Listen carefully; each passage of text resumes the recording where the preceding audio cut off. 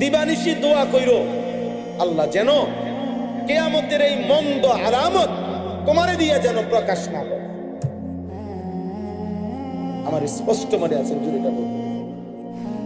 মনে করেন এটা কিয়ামতের আলামত যে কিয়ামতের পূর্বে মায়ের নাফরমানি সন্তান বেশি করবে, তো আল্লাহর কাছে চাইতে হবে, মাওলা ওই সন্তান আমারে বানায়েন না যে সন্তান তার মার নাফরমানি। কিয়ামতের পূর্বে মদ, নেশা, জুয়া বেড়ে যাবে। হুজুর বলতেন দোয়া করবা, আল্লাহ আমার সেই যুবক বানায়েন না যে মদ পান করবে, নেশা করবে, জুয়া খেলবে। তাহলে কিয়ামতের এই চিহ্ন তো আপনি আমারে দিয়ে দেখাইলেন, আমাকে দিয়ে দেখাইলেন।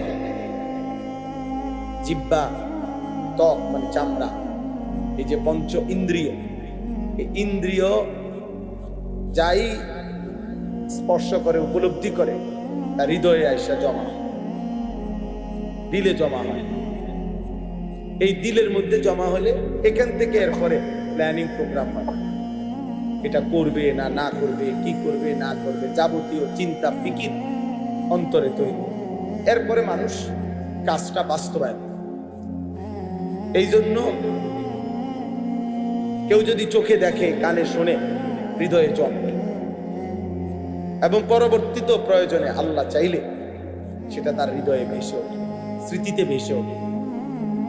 এটা একটা সহজ উদাহরণ হইল, আমরা প্রত্যেকে, আমি আমার কথা বলি, আমি যে সেই ছোটবেলায় 90 সালের পরে, 91, 92 সালের আগে প্রাইমারি স্কুলে পড়ছি, তাহলে আমি যে আজকে কত বছর আগে, ধরে নেন 35 বছর আগে, আমার সেই প্রাইমারি স্কুলের সাথী যারা, যাদের সাথে আমি পড়ছিলাম সহপাঠী, হয়তো অনেকেই আমি 35 বছরেও আর দেখি নাই, কিন্তু তাদের যাদের নাম আমার মনে আছে, ওদের নাম আমি স্মরণ করলেই আমার এখনো তাদের চেহারা ভাইসা আমার মনে পড়ে, ও কেমন আছে ওইসে আমার ওই বন্ধুটা। তাইলে কি বোঝা গেল? এই হৃদয়ের জমা কথাগুলো, স্মৃতিগুলো মুছে না, প্রয়োজনের মুহূর্তে জ্বলে ওঠে, ভেসে ওঠে, স্মৃতিপটে ভেসে ওঠে। এই কারণে আল্লাহর কথা শুনতে হয়। শুনতে থাকলে আল্লাহ তাআলা প্রয়োজনের মুহূর্তে, আল্লাহ যেদিন চাইবে, যখন চাইবে, কোনো না কোনো শব্দ, কোনো না কোনো কথার উসিলা করে,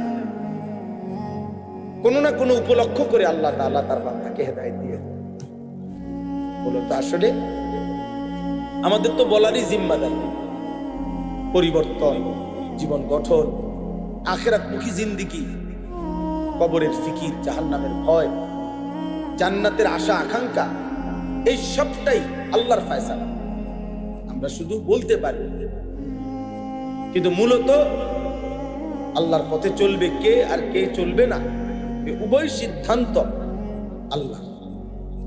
আরো সহজ উদাহরণ দেই, রাসূলুল্লাহ সাল্লাল্লাহু আলাইহি ওয়াসাল্লাম মক্কার জমিনে যখন কালেমার দাওয়াত দিচ্ছিলেন, তো আল্লাহ তাআলা বলছে, বন্ধু দাওয়াত দিতে থাকেন, আপনার দাওয়াত আপনি দেন, আপনি পুরা দিল দিয়া বলেন, বাকি আমি আল্লাহ ফয়সালা দিলাম।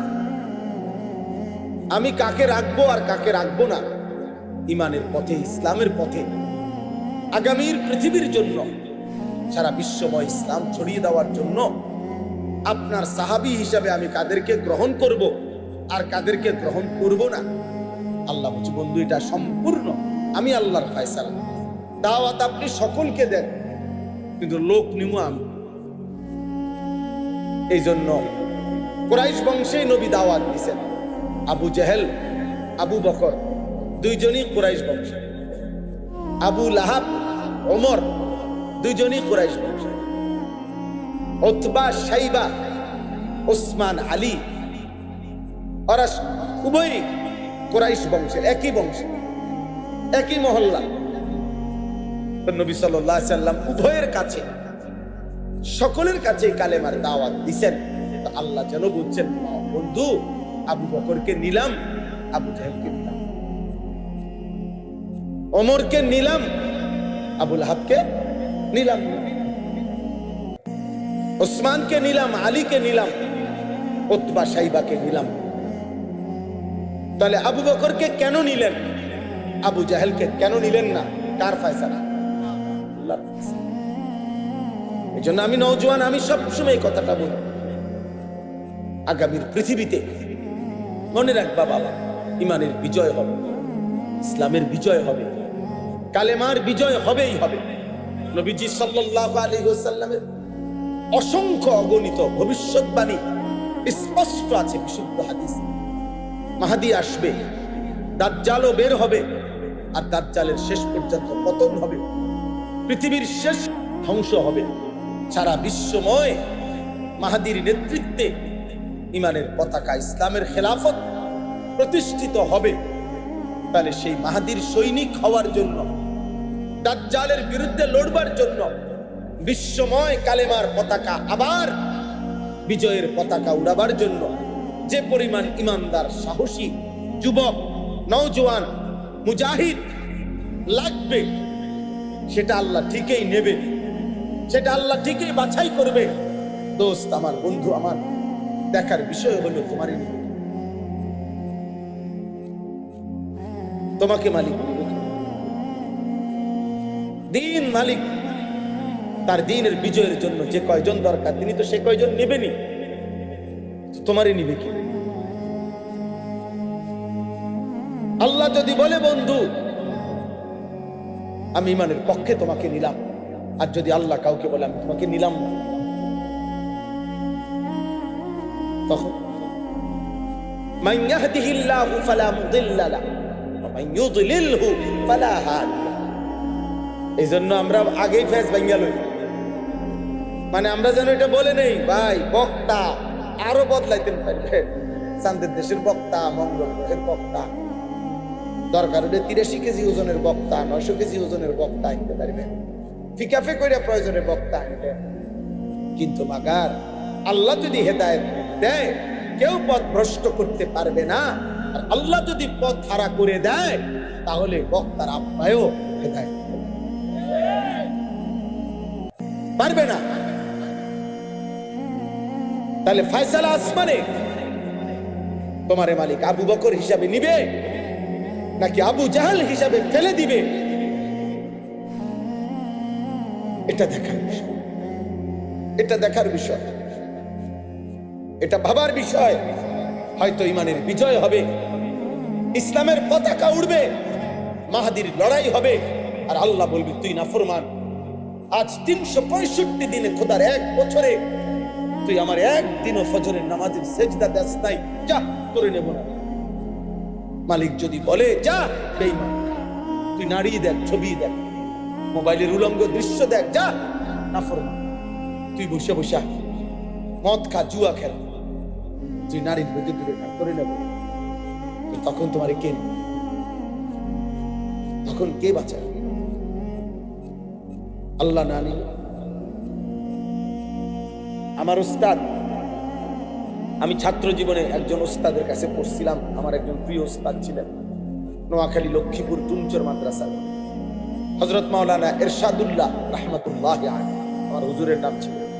মারা গেছে হুজুর, বহুত বড় আল্লাহওয়ালা মুখলিস মানুষ ছিলেন। জোহরের নামাজ মসজিদে জামাতে পড়ছে, কইরা সুন্নত কইরা নফল পড়ে মসজিদে বসে বসে তাসবিহ করতেছিলেন। এই তাসবিহ অবস্থায় ঢুলে পড়ছে, সন্ধ্যা হইতে হইতে হুজুর ইন্তেকাল করছে। তো এই হুজুর আমার মনে আছে আমাদেরকে সবকে বলছিল, ক্লাসে আমাদেরকে একদিন নসিহত করতে গিয়ে বলছিল যে বাবারা, কিয়ামতের পূর্বে নবীজি সাল্লাল্লাহু আলাইহি ওয়াসাল্লাম বলছেন অনেক মন্দ আলামত, কিয়ামতের অনেক মন্দ আলামত প্রকাশ পাবে। যেমন মদ পান বেড়ে যাবে, হত্যা খুন বেড়ে যাবে, নাচ গান নর্তকীর বাদ্যযন্ত্র বেড়ে যাবে, মায়ের নাফরমানি বেড়ে যাবে, বাবার অবাধ্যতা বেড়ে যাবে, বন্ধুদের আড্ডা বেড়ে যাবে, রাষ্ট্রীয় সম্পদ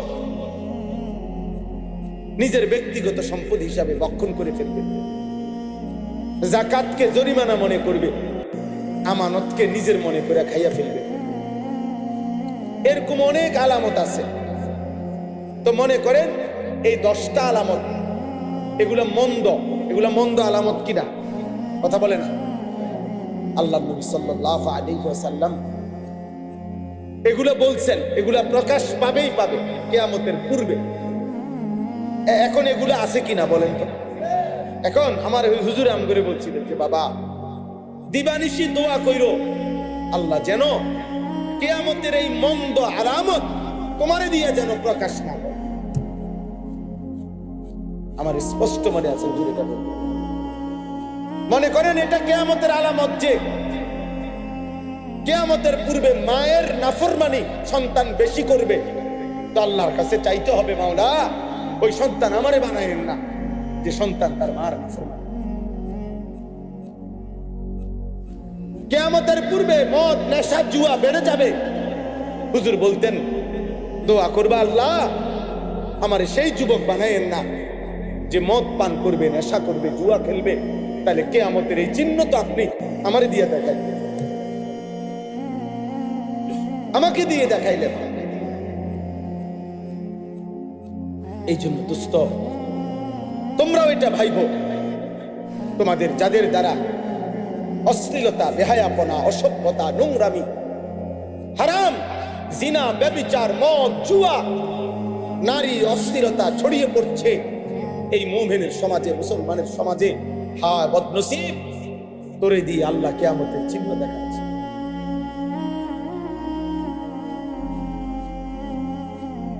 তোমাকে দিয়ে আল্লাহ তাআলা কিয়ামতের চিহ্ন দেখাচ্ছে। বেঈমানের অনুসরণ বেড়ে যাবে। আজকে তোমাদের যাদের চুল কাফের, মুশরিক, বেঈমানদের মতো এই বিশ্রী বিকট, হায় দুর্ভাগা, তোমারে দিয়েই তো আল্লাহ কিয়ামতের চিহ্ন দেখাচ্ছে। তোমাদের যাদের মা তোমাদেরকে ভয় পায়, বাবা ভয় পায়, একটা কথা বললে তুমি ঘাড় পাক দাও, তুমি মার অবাধ্য সন্তান, তুমি বাবার অবাধ্য সন্তান, তা নাফরমান, তোমাকে দিয়েই তো আল্লাহ কিয়ামতের চিহ্ন দেখাচ্ছে। তো তোমার আখিরাত কি হবে? তোমার কবর কি হবে? তোমার পরকাল কি হবে? তোমার আগামী ভবিষ্যৎ কি হবে? তুমি ভেবে দেখো, ভেবে দেখো। জিনা, ব্যভিচার বেড়ে যাবে, নারীর সাথে হারাম সম্পর্ক বেড়ে যাবে। এখন তোমরা যারা তার এর মধ্যে লিপ্ত আছো, তুমি কি বুঝো না যে আল্লাহ তোমাকে দিয়ে কিয়ামতের চিহ্ন দেখাচ্ছে? এই জন্য দোস্ত আমার, বাপ আমার, প্রিয় ভাই আমার, বন্ধু আমার, এটা বোঝা উচিত আমার। আমি কেন সেই যুবক হব? আমি কেন সেই মানুষ হব যাকে দিয়ে আল্লাহ কিয়ামতের খারাপ মন্দ চিহ্ন দেখাবো? আমি কেন হব? এই জন্য আমরা বললাম প্রত্যেকটা মানুষের কাছে, যারা কষ্ট করে এই গভীর রাতে এই প্রচন্ড গরমের মধ্যে বসে আছেন, বাপ আপনারাও ভাববেন, ছেলেরা তোমরাও ভাববেন।